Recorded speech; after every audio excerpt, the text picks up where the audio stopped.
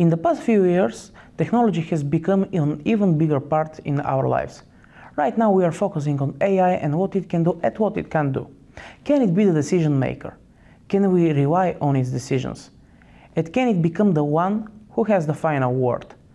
Today, those questions will have an answer from Dr. Michael Kunz, an expert on artificial intelligence.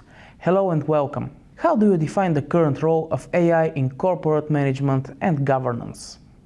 How would I define it? That's a good question. So, artificial intelligence is really a means to support people in making decisions or in coming faster to a conclusion. And therefore, I'd say artificial intelligence is probably, an assistant in everyday's life, also in corporate situations. So you make decisions, you ask for information, you tackle challenges that you couldn't tackle before in such an efficient way. And that's what my take on that would be.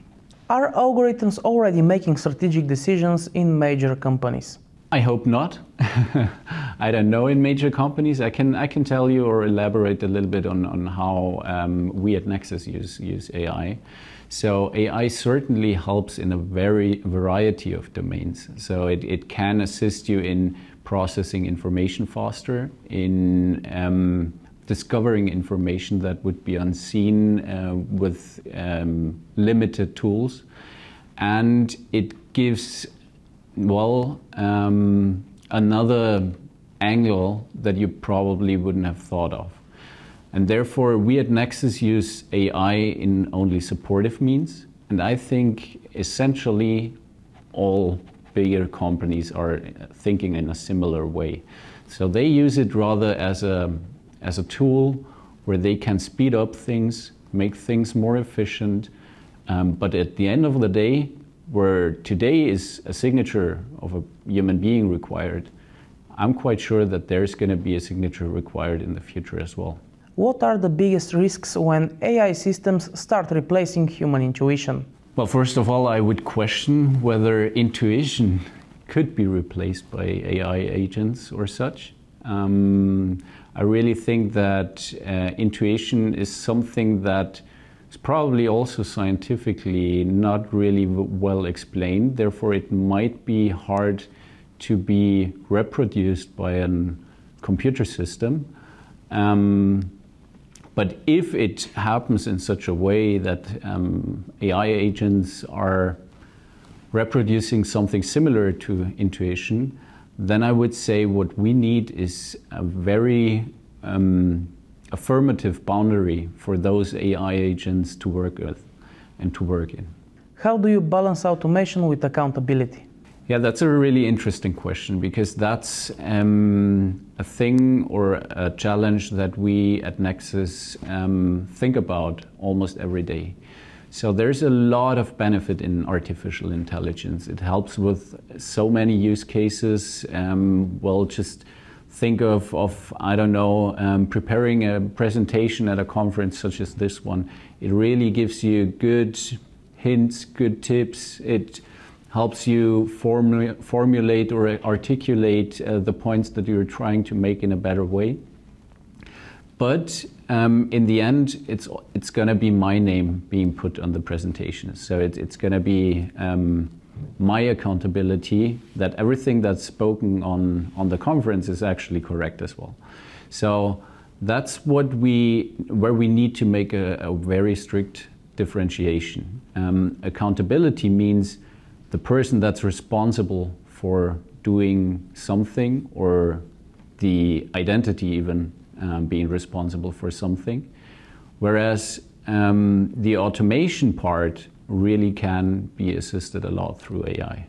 Can AI help eliminate human bias or simply introduce a different kind of bias?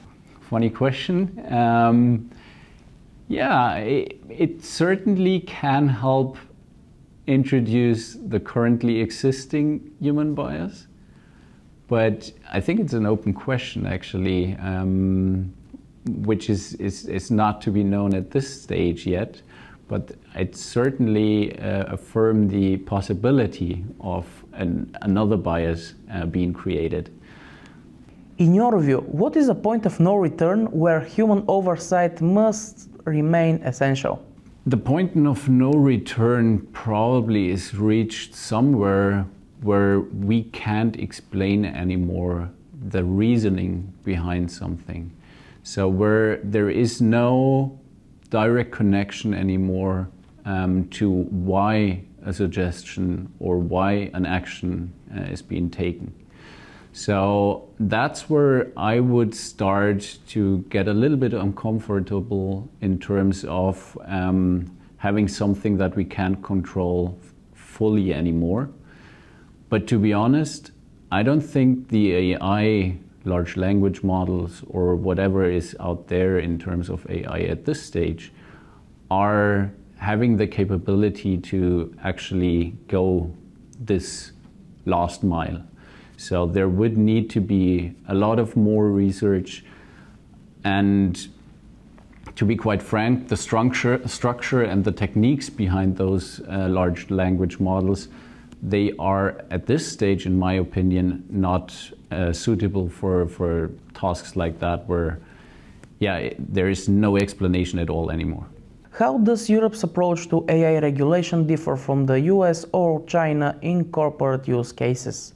Yeah, I'm not really to the best extent familiar with the regulations in other parts of the world. I can tell that the European regulations are quite strict. So they demand a lot of information and a lot of bureaucratic work, let's say like that, in order to comply with them.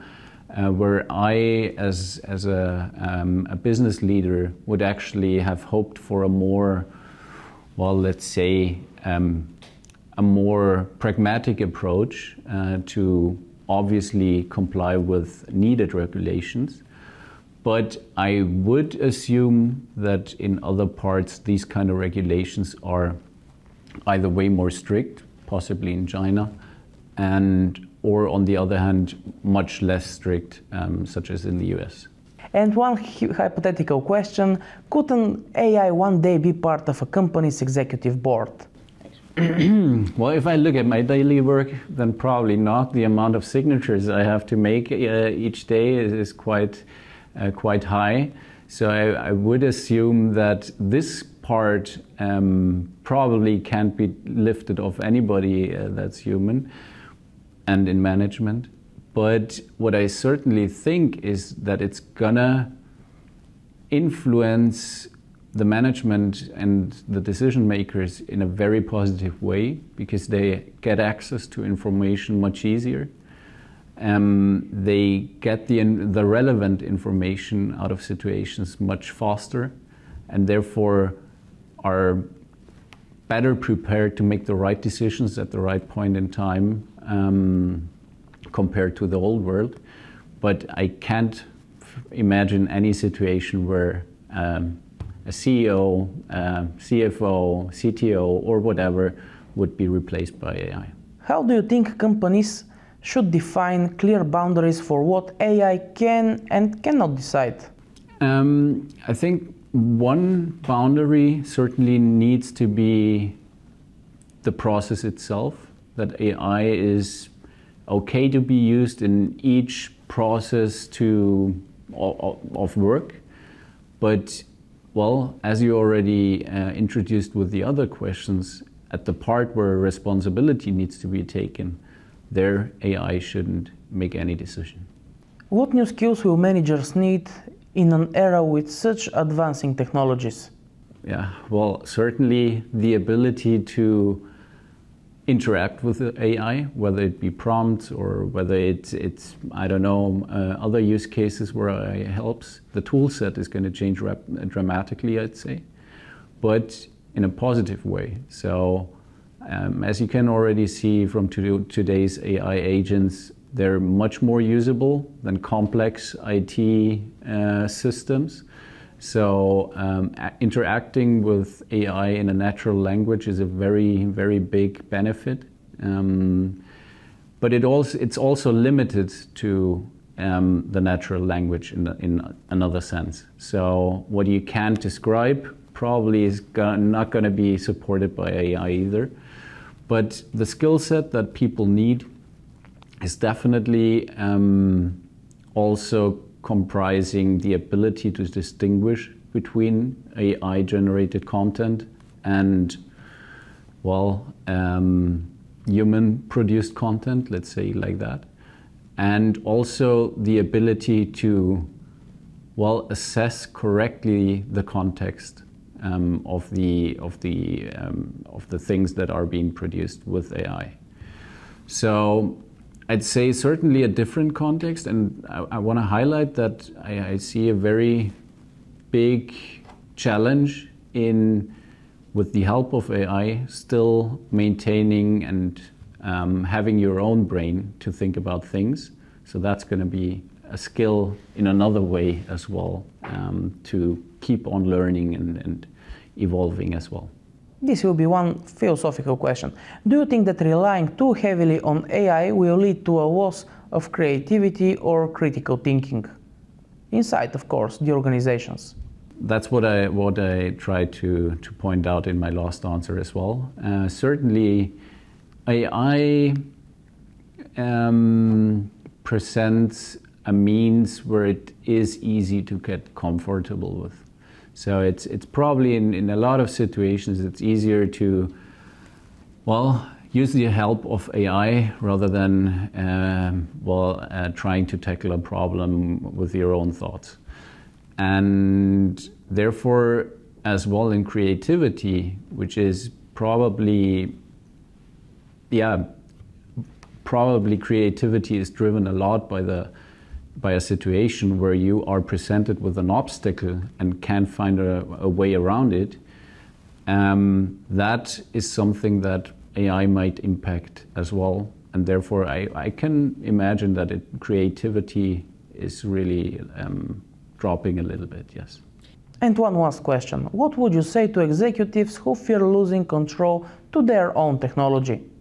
The thing is, I would advise every business person to really investigate about the topic, to really learn about the mechanisms, to really try to dive deeper rather than just using it.